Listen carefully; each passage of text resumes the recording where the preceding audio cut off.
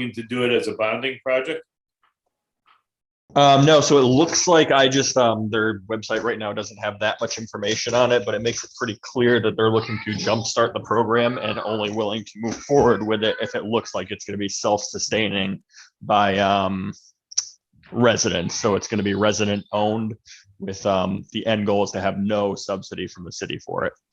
So a different approach. Okay. Well, that's something we can definitely keep an eye on too. Then. I would imagine, if the bigger cities are doing this, that at some point it would kind of flow over into our smaller towns. Yeah, I'll share the link to their info page with everyone after this. There's a quick video that explains how they're planning to approach it. Did you have something to say, Mike? Well, yeah. With this in mind, I had an interaction today with our current cable company who is looking at putting in the fiber optics for themselves, which I'm assuming would be run under the same system as their cable and phone and everything else. I gotta say, after several interactions with them over the last several months, it is worrisome to me that a company like that would have such power over something as important as the internet at this point. I mean, I am, as many of you have known me for years, you know that I am definitely pro-business and think capitalism does work, but I think when you're dealing with utility, this is a utility, an important utility. I think and maybe we shouldn't be going out on our own as Thomaston, but maybe in a regional sense.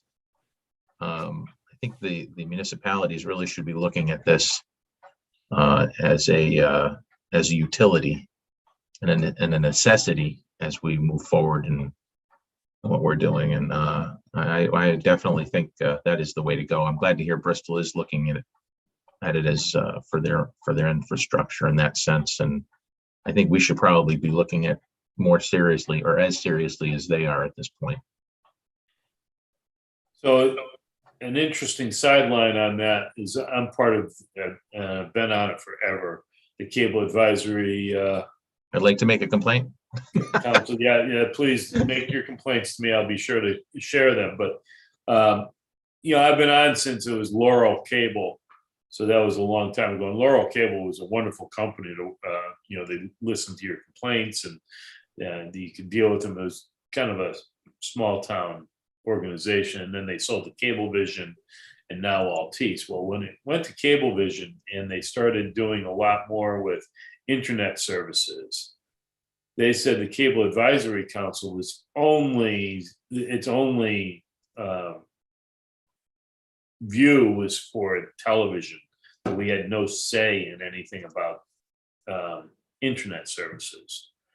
And of course, we fought that and argued it, but there's never been clear legislation on that to say whether the advisory councils actually had discretion over internet. And now we're talking Wi-Fi, which becomes even more crucial because there's only one way you're going to get it, and it's through the telephone lines. And if one person owns those fiber optic lines, they have a monopoly.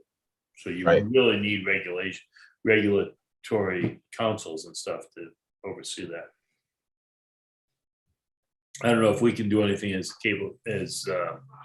EDC, but it's certainly something to be aware of as we have the discussions. Well, and I think really that's my point, is this really needs to be looked at just as our electric, our gas, where these are, if they are going to be commercial, strictly commercial, then it does need some serious regulation. I can't just go onto the market the way cable TV does. I think that's I don't think there's any question now that towns and cities that have better communication systems, Wi-Fi and fiber and everything else, are the ones that are more lucrative for businesses and also for residents. More and more people are going to be working from home now. So I think this is an important subject to be looking at. Agreed. All right, so we'll keep that on our agenda and keep looking at it. Mike, you said you're going to share a video with us afterwards. Mike Sweeney, you're muted. He listed it in the chat. Yeah, I shared it in the chat, but I'll send an email to as well afterwards. Okay. Oh, we got two chats going on here. I didn't see that. Okay, thank you, Mike. Is there any other discussion on that? Okay, we'll move on to available property listings. While we're waiting for that, Mike, about how long is that video link? 3 minutes. 3 minutes, okay.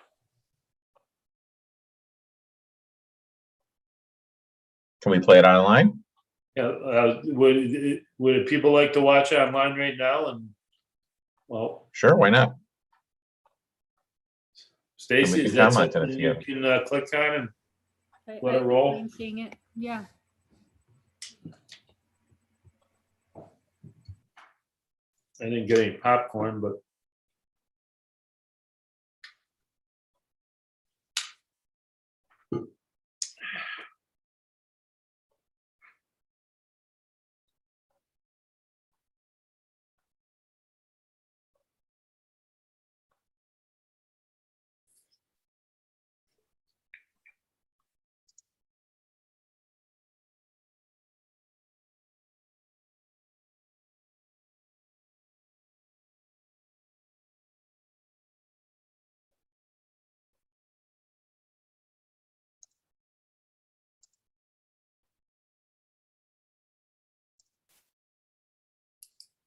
Stacy, is there a problem?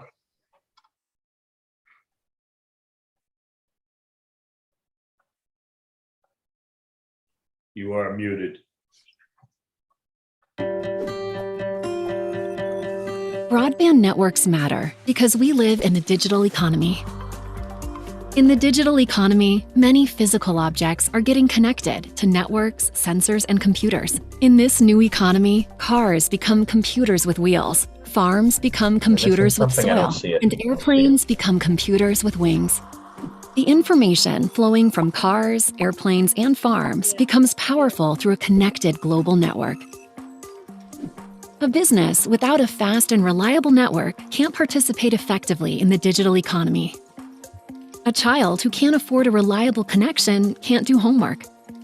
A community without robust network infrastructure can't attract the businesses or workers it wants, stifling economic growth. As a municipality, we must make it as easy as possible for people to participate in the digital economy. We do this by operating networks the same way we operate our roads. The municipality builds and maintains the roads and allows everyone to drive on those roads. The problem with our current broadband system is that large internet service providers control the digital roads and access to those roads. They use this control to block competition and keep prices inflated. We understand that broadband network infrastructure is essential to everyday life and that open networks lead to innovation, None of us can see the increased video. competition, lower prices, and faster network speeds. We're making broadband infrastructure a public utility, just like your home's water, sewer, and power connections. But we will not compete with the private sector There by it is. providing internet services over this infrastructure. No one will been be shared. I forced to don't know what- participate in the municipal fiber network. Residents and businesses who don't want it can opt out. Those who participate will select from a list of ISPs and internet plans based upon their needs. But here's the best part. Subscribers can switch providers and plans in less than 60 seconds, as easy as shopping online. By providing the digital infrastructure as a utility and creating real competition between ISPs, our goal is to drive down the total cost for internet access by at least 30%. And here's the best part. Once the physical infrastructure is paid off, that portion of the overall cost goes away, lowering your monthly internet bill by an additional 30 to 40%. In addition to lower internet costs, the network will facilitate additional services in the areas of healthcare, education, public safety, emergency communications, and many other applications that will drive economic growth, benefiting everyone in our community. We are creating a new digital marketplace for the private sector, an expansion of the digital economy. Any private sector company can participate, compete, and innovate in this new municipal marketplace. Our goal is to transform internet access from a system designed for the benefit of the large corporations who control these networks to a system designed for the benefit of consumers.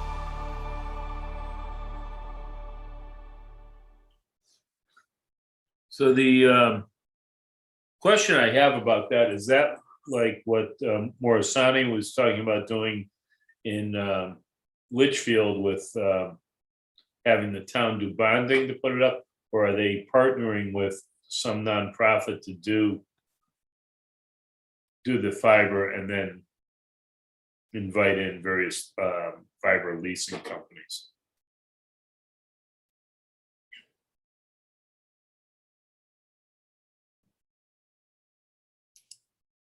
Mike Sweeney, you got any idea on that?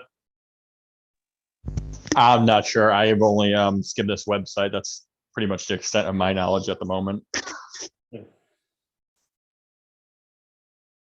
I think it's interesting. They are basically saying the same thing that I had originally brought to the EDC from Morisani, and I think that 30% figure is an important one. While it may be expensive to do bonding, it's certainly a huge savings to everybody who's going to participate in it. But as I think Matt and others pointed out last month, we don't know what the technology will be 5 to 10 years from now, and whether it'll be as crucial to have it, or if something else will take its place.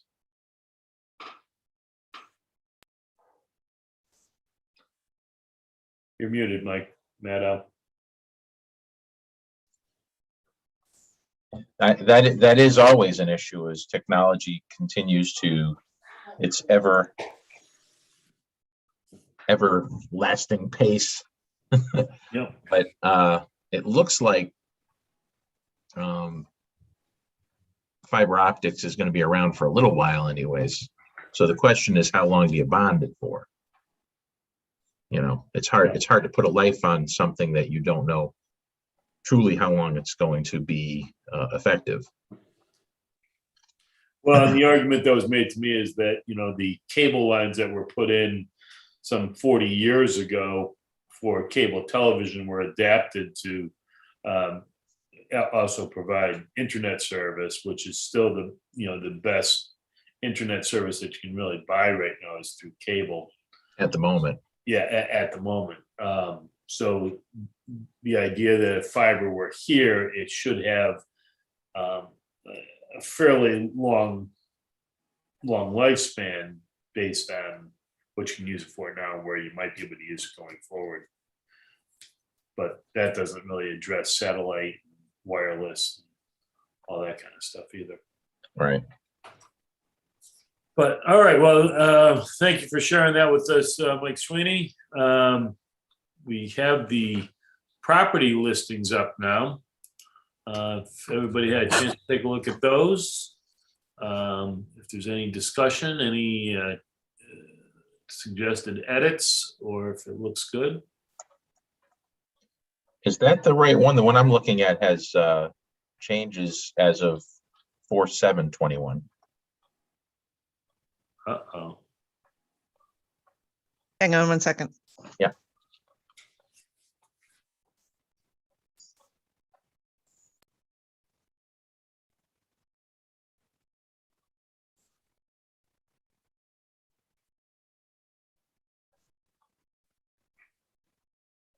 Here we go. Pulled up the wrong one.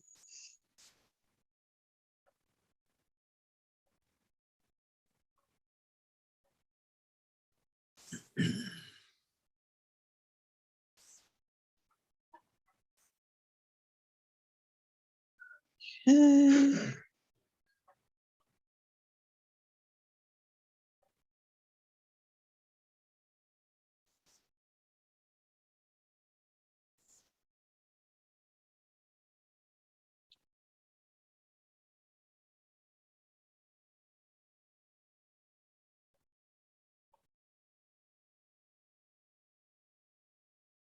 One moment. Here we go. What the heck? I'm sorry about that. We don't have it downloaded on here. There we go.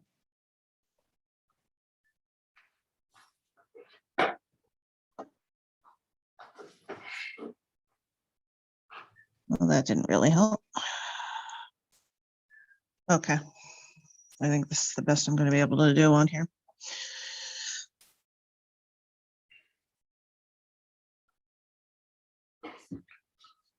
I have it on my desktop if you want me to share it.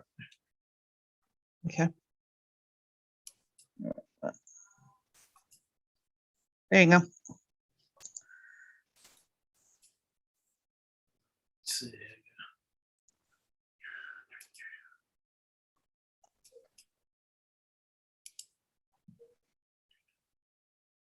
I said that it's actually in my email too.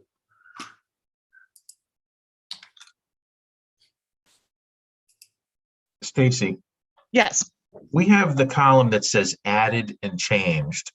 But Yep. it seems like the only dates that are going in there are changes. Yep. Have we added any new properties? I don't believe so. Okay, so once we add new properties, those add dates will go in there and they'll stay until there's a Correct. change. Is that right? Yes. Okay. Got it now? So all Yep. of these are original to when we first started the list. Is that correct? They've been on here as long as I've been here. Okay, all right. Yeah, there are, I mean, like the oil tanks have been there for a while. John Maxwell's property on Jackson Street has been on for a while. I think South Main Street always seems to have something available there.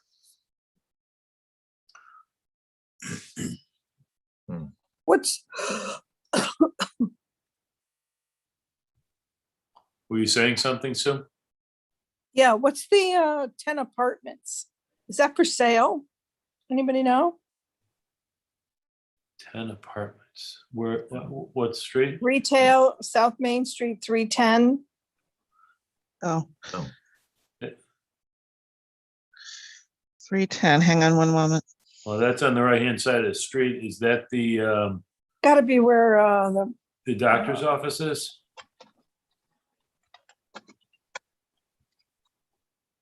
Or no, or is it I think it's across further from down. Hometown? Across from Hometown. Right. Are there 10 apartments in there? I guess there could be. Could be. Mhm. Wow. I was just wondering. Yeah, that would have to be where it is. Oh, it says Yeah, sale. that's I just the answered my own question. It says for sale. that's the plaza, Yeah. right? Mhm. Is that new or has that been on the market for a long time? I never noticed it before. I hadn't noticed it either. I think it's been on for a while. Yeah, it's the plaza. I have the GIS up. Okay. All right, any comments, We could look into that. additions, subtractions, edits? No, So, I will stop sharing and turn this back over to Stacy.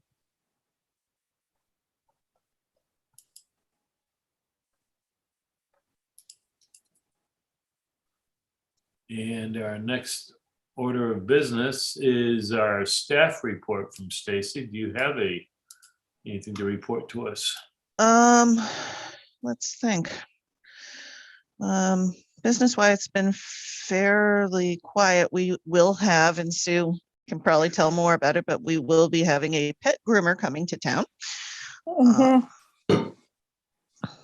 And Where is the pet groomer? She's This is- taking this'll my be our old second. space. I moved to the left, Right. Oh, okay. taking the right space. So we'll have two pet groomers in town. Is that right?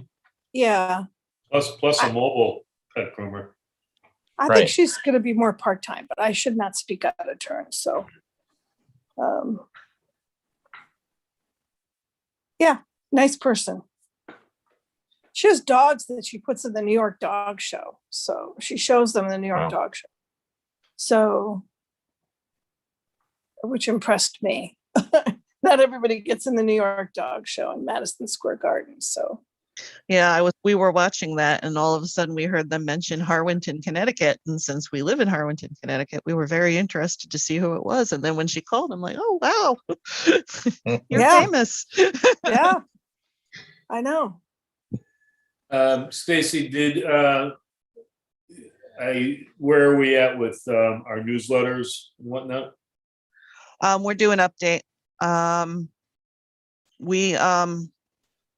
should add, we've also had 2 inquiries into the tax incentive program. Word gets around. Good. I'm waiting to hear back from one of the people who's pretty clear. I do want to ask you guys about the second one.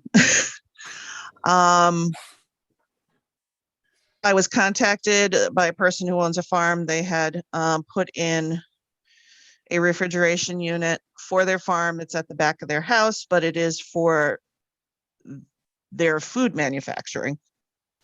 And I fully know that it's legitimate. However, the tax incentive, the language of the ordinance says no home-based businesses. And that I saw, there wasn't any mention of agricultural or anything else like that. So I'm looking for a little guidance there. Well, so the first question is obviously the price, because it may not be. It does worth it. meet. Okay, all right. Is that If it that must meets- be on the lower end of them? Right. It's on the lower end, but it does. Yeah. Yeah. If it meets the other criteria, I don't have a problem with it. But it has to meet the criteria, and one of them that may be a part of it is residential. But I mean, I think that with a farm that could be subject to interpretation. I wouldn't consider farm operations to be a home-based business. Yeah. In fact, I'd ask this is when a farm is being taxed, there's a certain piece of the house is carved out as residential, and then they're taxed differently on the farmland. Is that correct? Usually. What That's what my typically understanding is the as well. zoning? I'm sorry. What typically is the zoning for? Residential, it's because it's RA, which is residential agricultural. Okay, all right.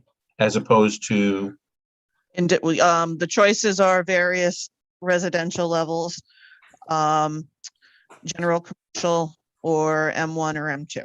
right. So residential, there could be just residential without agricultural. Is that right? Correct. That's the vast majority. Yeah. So, So- Stacy, would it be possible to maybe look at what some other towns may do in these situations so that we're not like reinventing the wheel? If other towns accept that, then maybe we can make recommendations, because we'd probably have to either change our incentive program or at least have some sort of recommendations to the selectmen on that, right? I would think so. I think as much as I don't want to make the person in question wait longer, it just seems to me we might be opening up a can of worms unless we make this very clear. When My was understanding it is- installed? I'm sorry. When did they do this? I want to say it was a couple of weeks ago, and then in the interim, I had my 4th or 5th quarantine. So I spoke with the person in question again today, and I let them know I was checking in a couple of places to get some clarity on this, because I wasn't aware of any other similar circumstance, and the assessor wasn't aware of any other similar circumstance. So My understanding is that would the this fit- language of our incentive plan is guided by state. yeah, The verbiage is guided by the state. So I'm assuming that piece that you're talking about is also guided by the state. So I don't know if we would get that clarification through our attorney, or if that's something that we need to reach out to the state. Well, does See the what their state intention actually is.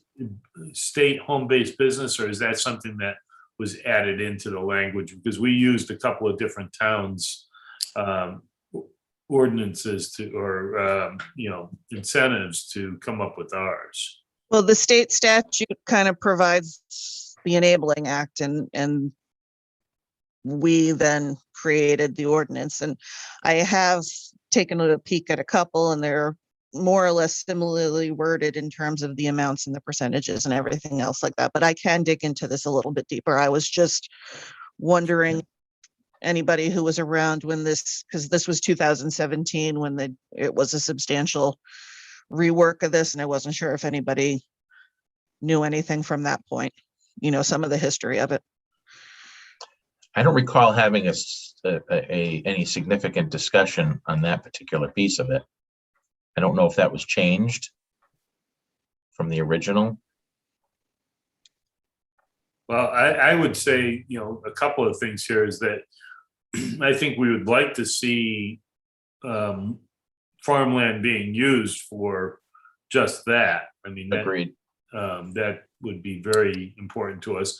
And to encourage farming on some sort of industrial level that would allow for additional taxes to come in. So, it would benefit us in the long run to be able to do that. Now, my question is, with something like a refrigeration unit, is that considered an expansion of a business, or is that a kind of a depreciable asset, that you're writing off over 5-10 years or something like that?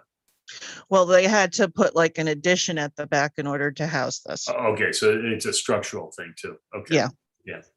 And it's connected to the house, or? At the back of the house, yes. Yeah, the lawyer would probably have to kind of weigh in on that a little bit. Does it fit under anything else? Retail, warehousing, storage? Does it fit any of those boxes? Well, that's what when I was first contacted, that's what I was thinking was essentially where, it's refrigerated warehousing. But then we got to, down here in part B where it says home occupations, blah, blah, blah, are not eligible to be considered for the program. So then I was like, okay, well. Are not they a home sure. occupation or are they a business? Well, a home occupation is a business.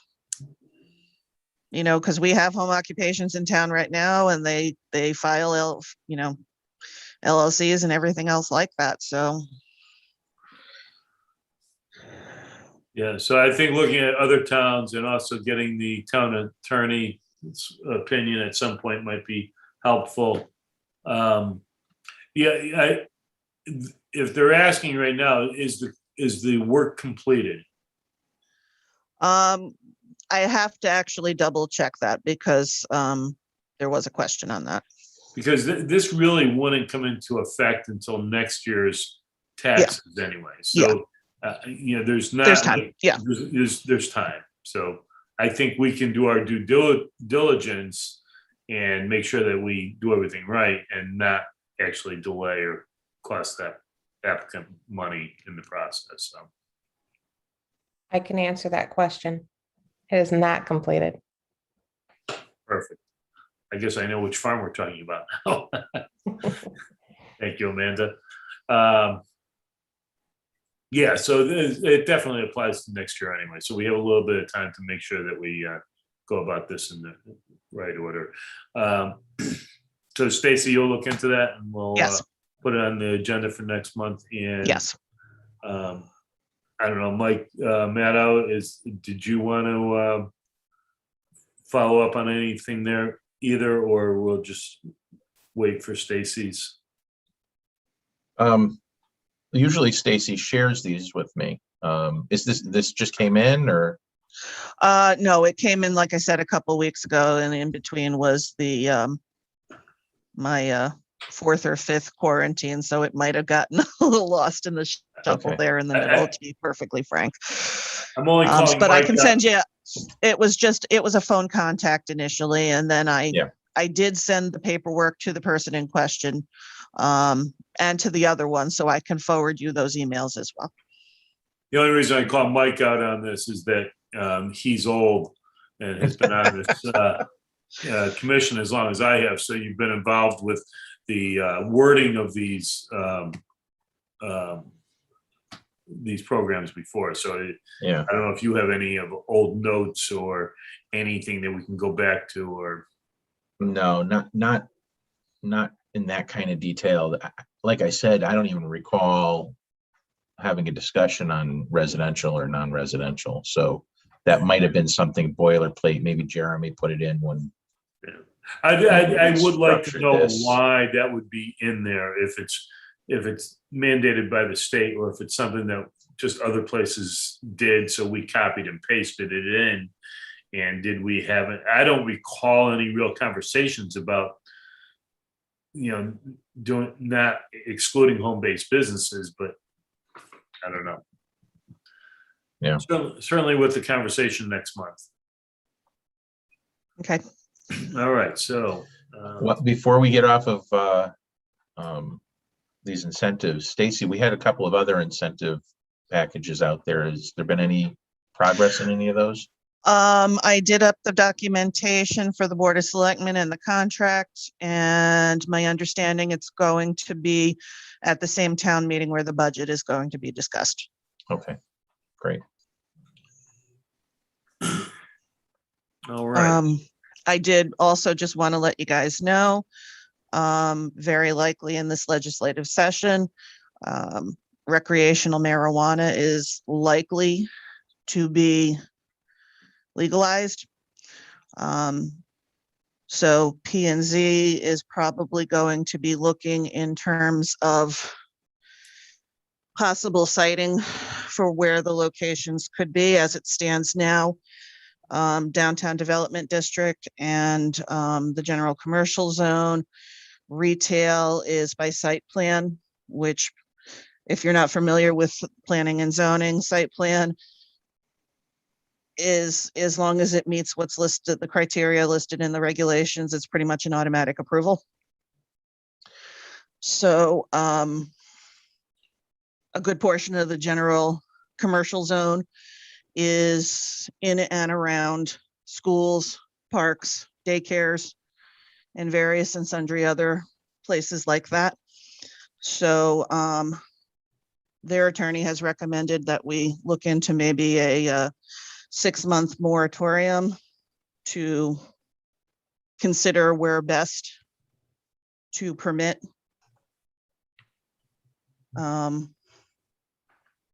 these retail outlets. I'm just curious, based on that, we don't really have any language right now that would. We have for palliative marijuana, like dispensaries So- and growing. So that, and It there can are- somewhat be adapted, and that's what they're probably going to do. The problem is that it allows it throughout general commercial manufacturing 1 and 2. And as I said, there are concerns with, general commercial and its proximity to a variety of other things around which you may or may not want to have So that it does facility. not, so it does not necessarily follow the guidelines that we have in place for alcoholic beverages. Well, I think that's where we'd like to go with something like this, that it would have the same sort of distancing requirements that you would see in our liquor regulations. I think that makes sense.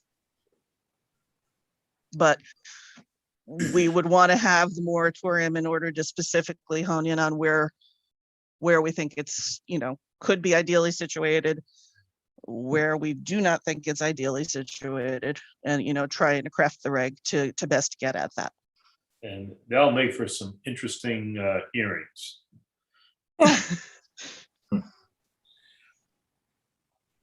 All right, any other questions of Stacy's? Nope. Okay.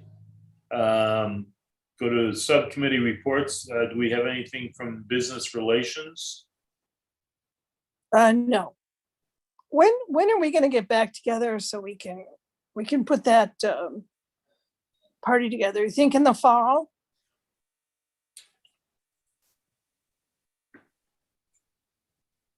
Did you hear me? Yeah, I heard you, but there's a Oh. deafening silence. I would think we could start considering stuff for the fall. Just to give you an idea, the Opera House is starting to gear up for opening. We have our first public show on May 1st with a comedian coming in for Project Graduation. We have a small cast non-musical in May. We have dance recitals in June. We have Sound of Music this summer. So it's going to be limited seating and whatnot, but we're really gearing towards reopening. And certainly the restaurants are ahead of us on that. They're already at 50% or more inside, and I'm glad to see they're doing outdoor dining again this summer. Yeah. Actually, Stacy, is there any limit on that this summer? Is it going to carry over the same as last year for the rest of for this summer? Or? Well, we're handling it the same way. Basically, it's been extended. The ability from the state has been extended through 2022. And there is a bill on the floor in terms of trying to make some of this permanent. But in our office locally, we have had several people call, and if they contacted us last year and they're doing the same setup as they did last year, we're just saying, go ahead. We're not doing any, additional review or permitting or anything else like that. I have to say, I'm very happy with the state of our restaurants in Thomaston through this pandemic. The fact that we really didn't lose, knock on wood, any functioning restaurants during this year, and it seems that they're coming back. I can't speak for everybody, but it does seem like Thomaston really supported the restaurants a lot, and they did all right. The only one is the one by the Catholic Church. What's the name of it? JDT's. Yeah. Yeah, well, I mean, she had kind of amended her hours before, COVID even hit, or just around that time.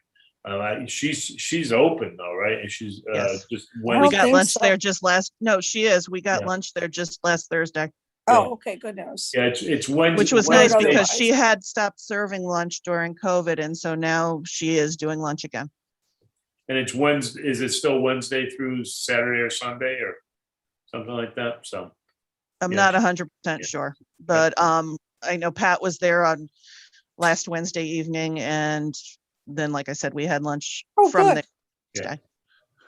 yeah, so I think, and I've talked to Debbie there a few times, and I mean, she's got a pretty good attitude that they're going to figure out how to make it work, and they're doing a lot of delivery. Getting their dining room open fuller is going to be really important for them.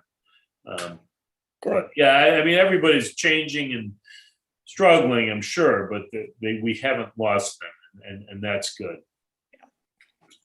And we at the Opera House, we were doing a fundraiser. We do a Thomaston Eats card. I don't know if I told you about this last month or not, but it's a $25 card. We get to keep the money as a fundraiser, but there's at least 10 restaurants participating. You get a one-time 20% discount on your bill at each one of these restaurants.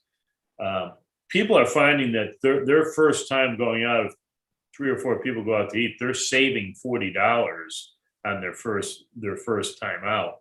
So it's really beneficial. And the restaurants are saying they're seeing a lot of activity from it. Good. I think we've sold just getting close to 100 passes now. So Good. Very good. Jeff, anything else? send me a link to that and I'll put it on my website. Okay. Send me a Uh, link. Yeah, actually, just to link them to our website. It's right on the homepage. Okay, sorry. Any other business relations? We did have Senator Murphy in town a week or two ago. I was able to take a walk around to the kind of visiting some of the restaurants and a few of the other businesses. And it was kind of nice hearing from the businesses then too, especially the restaurants, telling Senator Murphy how they were able to survive. I was kind of surprised one or two actually didn't do PPP, that they survived, on their own efforts. He stopped into the photography studio that the Gallo boy is running, and it was a nice visit overall.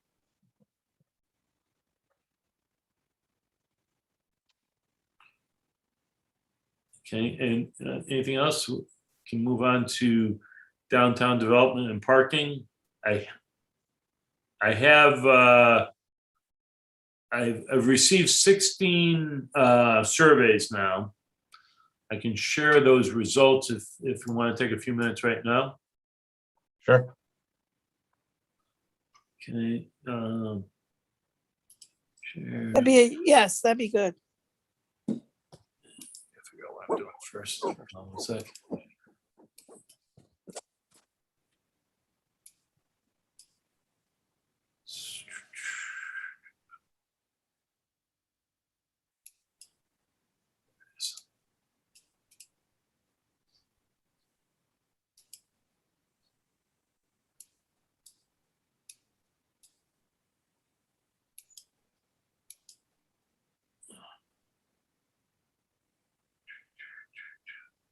No, I'm not seeing it there. So let's do this.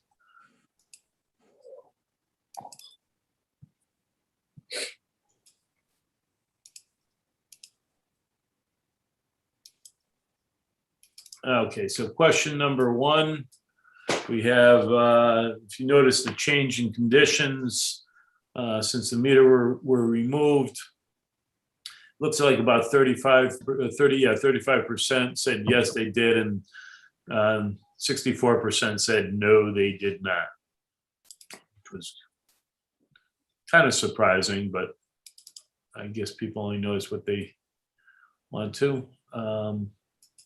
See, no, I got it on individual pages. So actually, I wonder if I can do This survey was for businesses, downtown businesses only. Yes, businesses, owners, and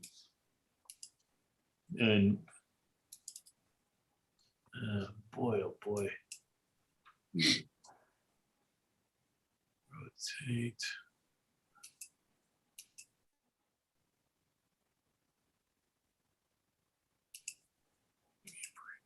Second. You know, I'm actually surprised that was the way the turnout was, because the way that was worded, that change could be good change or bad change, and I have to think there has to be some effect by removing those meters, which were markers for parking spaces. Now I've noticed that there's just parking everywhere, like people where they would have been in what would have been one spot are now covering 2 spots. So there's less parking downtown, really, is what I'm There's saying. an interesting thing too. We do have the old church on Park Street is now rented, and it's not your traditional Sunday morning church, although they probably have Sunday morning services, but they I see them in there Friday nights all the time, and they're usually there until 10 or 11 o'clock at night. So that certainly affects the downtown parking on weekend evenings, if you will. I think people are still finding parking, but it's pretty congested. So the second question, the town is reviewing possible modifications to existing parking. Indicate your preferences for parking on Main Street between 9 a.m. and 5 p.m. And it looks like, The biggest one is 2-hour parking at 31%, 1 hour parking, 12, 30-minute is only 6%. But, you know, it seems like a lot of people wanted 25%, a mix of 2-hour to 30-minute. And oddly enough, 4 people wanted unlimited parking. We can probably, burrow down a little bit further into these surveys to see who it is that's saying they want unlimited parking. But I suspect it's people that aren't involved in retail activities. I'm going to try to do this quickly so that we don't delay too much. Go to question number 3. There we go. And share. Nope.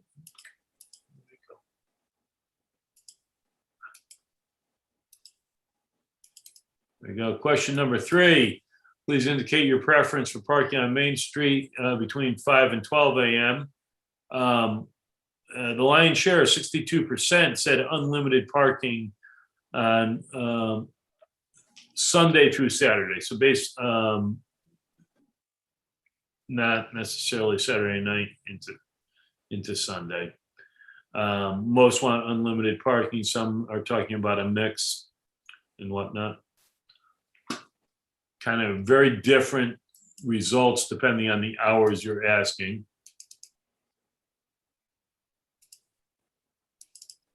And please indicate your position on overnight parking on Main Street and East Main Street between 12 a.m. and 9 p.m.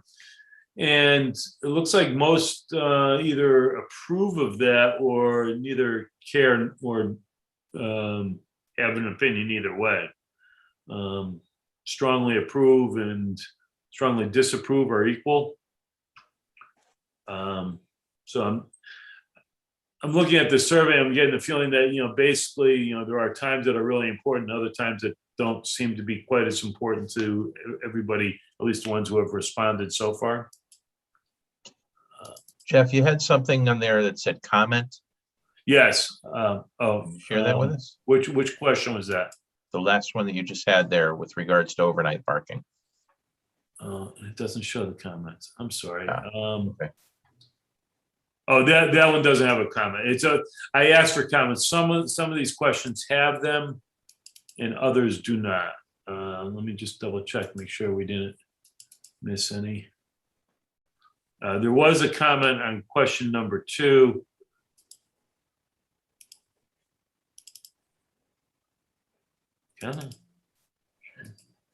And there are areas where restaurants will not benefit from 30-minute parking, other areas where 30-minute parking makes sense. So I'm assuming that's coming from the person who puts in a mix of times. And that was 4 different people who did that.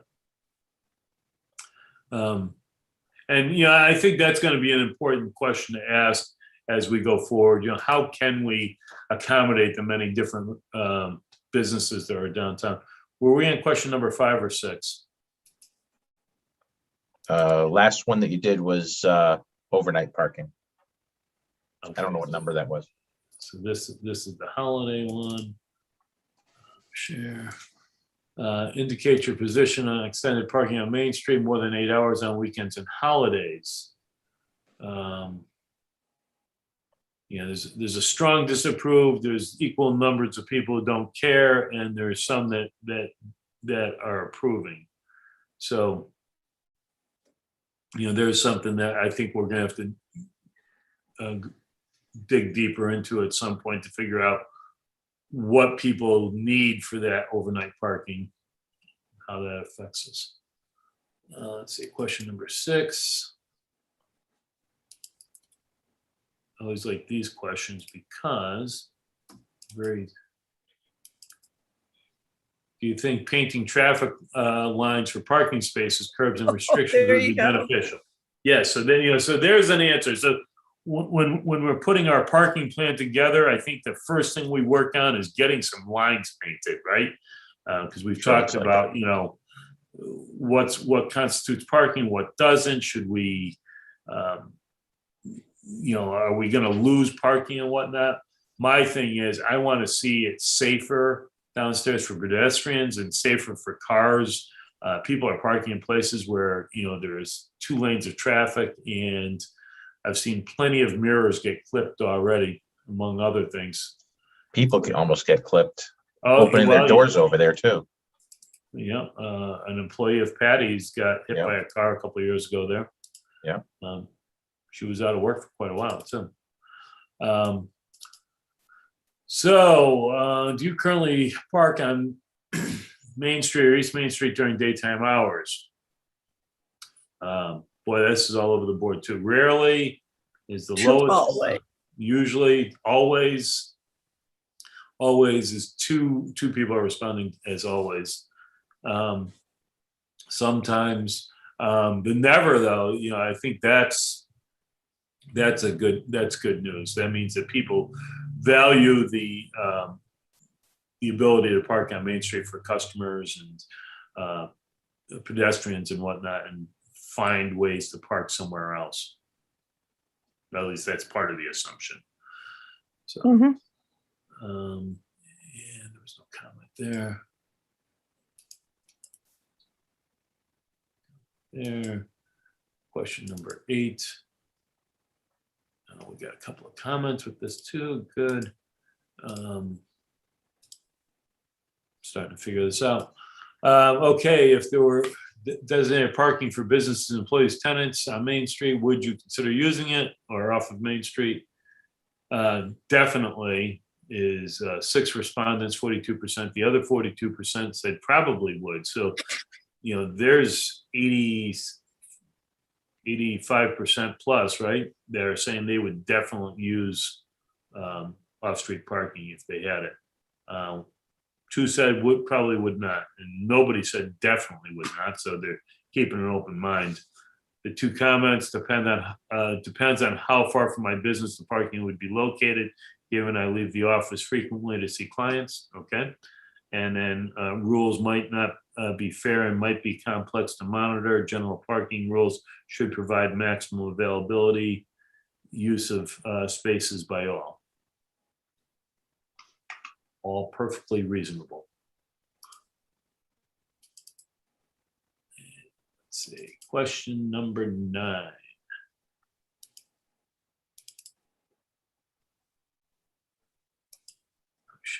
Okay. What describes your business on Main Street? It looks like 40%, 6 of them were retail spaces, 2 sit-down restaurants.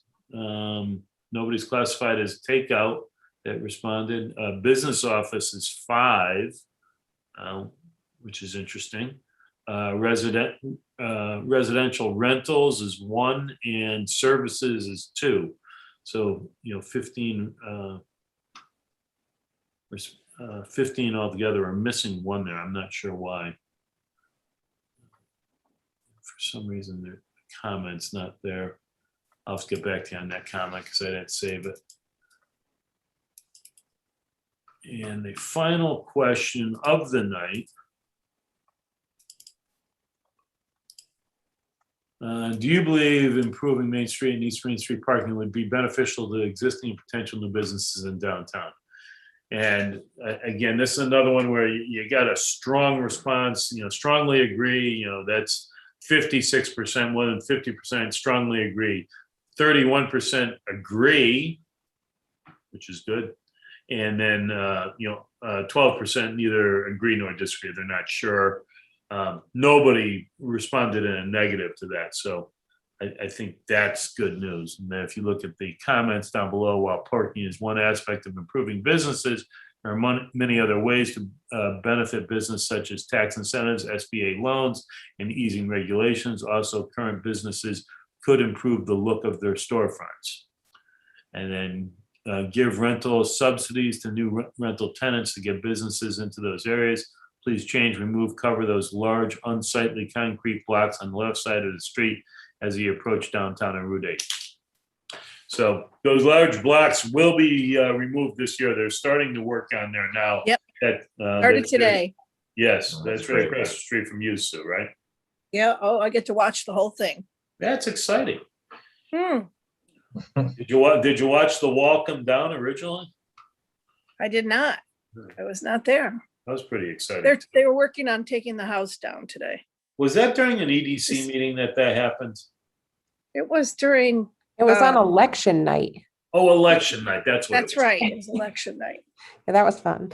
It was something I was doing in the town hall. So they're taking down the house? I think they're taking 2 down. Yeah, they're taking the house and the barn. The rest of the stuff is staying. And, Wow. The Yeah, 2 it- things hanging off the edge. yeah, exactly. So I it's didn't notice interesting. There's a house hanging off the edge? Anybody know what kind of blocks they're gonna put on there? I know there was an opportunity and I missed it, but Yes, they did present it to the selectmen, and I think it'll look fine. It was 6 of one, half dozen of another. There wasn't like a huge difference between the different blocks that you could pick from. So, they say that people will complain, I'm sure, but it has to look better than the old rock face and the built up cement wall and stuff before they put those blocks in.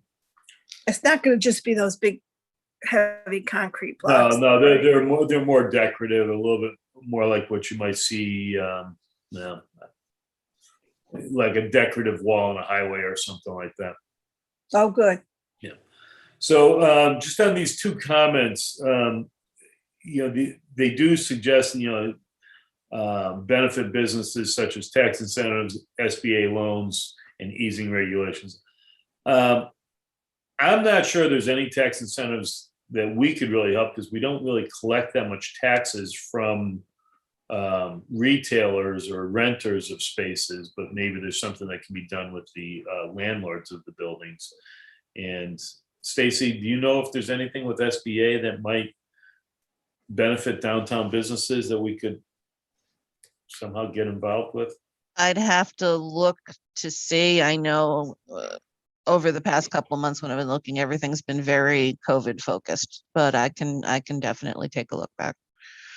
Yeah, I don't know how, if there's a way to get grant money to the town that could then be shared with businesses that wanted to do like some sort of business sign program or storefront remodeling programs and stuff. I know they used to do that way back in the 80s and 90s and whatnot. I don't know if there's anything left. And I think that's about it. I mean, we can certainly talk about a lot of this for a long period of time, but my plan is to now meet with Jeff Madden and just talk about, kind of look at what's available for parking spaces now. What if I'm hoping he was going to look for a drawing of downtown, and we could kind of mark it up and see exactly what the landscape will look like with new lines painted and what those parking spaces, where they would be located and what they would look like.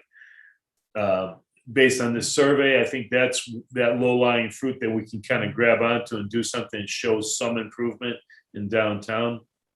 But, I think with that too, maybe we need to have this, like a committee get together to make recommendations to the chief or the police commissioners or whatever to start saying, this is the things we'd like to start moving on with parking, if that be our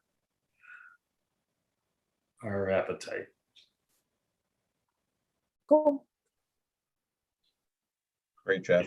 Anyone interested in sitting in on any of that?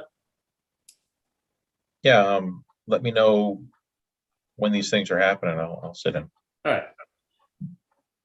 So you and I should try to get a meeting with Jeff before next month's meeting and Okay. have some discussions with him. Sure. We'll report back. All right, I'm gonna stop sharing here. It's back at you, Stacy. Okay.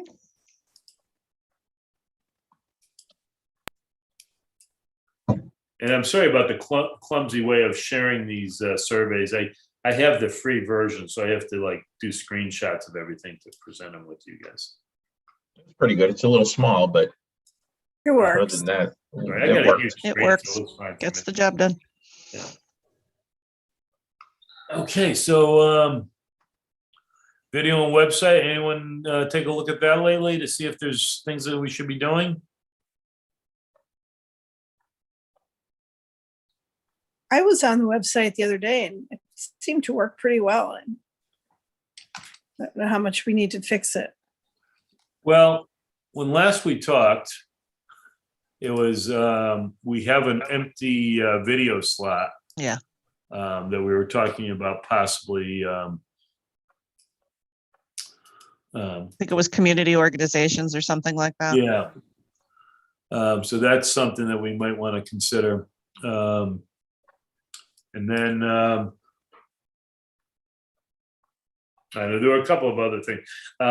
Just kind of looking at the flow of the website, if things are easy to be easily found, or if we have to kind of search around for them, is there like a natural flow to the websites?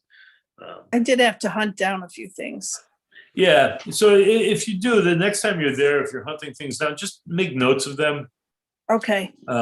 Yeah, I don't know exactly where we go with this, but if we just keep a file on that, so we can, if when they are going to do any work on the website, we can say, well, here are the things that we would like to see done. Okay. But CGI is the other one we really probably need to follow up with once we get fully out of our COVID lockdown and whatnot.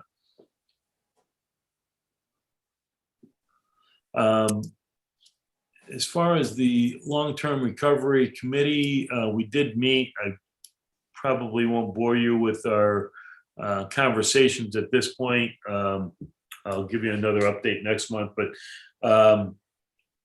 Thomaston is really faring pretty well, I think, as far as COVID is concerned. The businesses, manufacturing has continued to thrive, banking, real estate. Everybody's kind of putting a pretty positive spin on things. There are some downsides, but overall, I think Thomaston as a small town is more resilient than a lot of other places when it comes to this type of pandemic. I heard the other night that people were at the fishing game and 43 people got COVID. Yeah, the entire place, it was a petri dish, I guess. So, which doesn't fare us very well. No, it doesn't, and you can only do so much. And so, people have to be responsible for themselves and do the right things. And if they don't, there's only so much we can do about it, right? Yeah. If everybody followed the rules and did the right things, Stacy probably wouldn't have been quarantined 4 or 5 times, and maybe we would be closer to being out of this. Completely unrelated, but I forgot in my staff report to share that Clocktown Brewery had an application before P&Z for live outdoor entertainment the other night, and that was approved, and he received a record amount of support. We had in excess of 30 people there commenting. All but 2 were resoundingly favorable, and even the 2 that had questions by the end of the hearing were supportive as well. So he's going to be starting with outdoor entertainment on the patio, I believe in May, and he also was approved. He has 2 events with the Connecticut Cornhole Association that he's going to be holding, one on May 2nd, and then he's going to be the last stop on the tour in September. So, but more importantly, the Landmark Community Theater Cornhole League is going on Wednesday nights there now. absolutely. I have to say, the LeCappers are doing a fantastic job down there. That place is so nice. It becomes another destination for Thomas. Absolutely. And I'm seeing it. I go in there and I don't recognize so many faces. People are coming from out of town for this, and that's good news for Thomaston. Absolutely. Mm-hmm. Excellent. I intend All on right. making my way down there shortly, soon. Well, let me know. I'll show you around. Absolutely. All right. Did anyone have any other business to bring to EDC today? I will ask one question. Our next meeting will be in May. Do we want to continue with virtual? Are we interested in starting to have in-person meetings? Do we want to do a hybrid of in-person and Zoom? Maybe a hybrid for those who want to attend the meetings, and then those who want to or need to stay on Zoom. I'll be happy to resume meeting in person, but I don't really like the hybrid because it doesn't really work. So I'd be happy to wait for other people to be ready. Why don't we, before we post the agenda for our next meeting, why don't we poll our members and ask them what they would like to do? Could we potentially switch rooms to like Lena Martin so it's bigger and more space? I think if it's available. We would have to, yeah. We might bump up against other, I don't know. We might bump up against other commissions, but yeah, I think that's the assumption that we would have to go over to either Lena Morton or Meeting Room 1.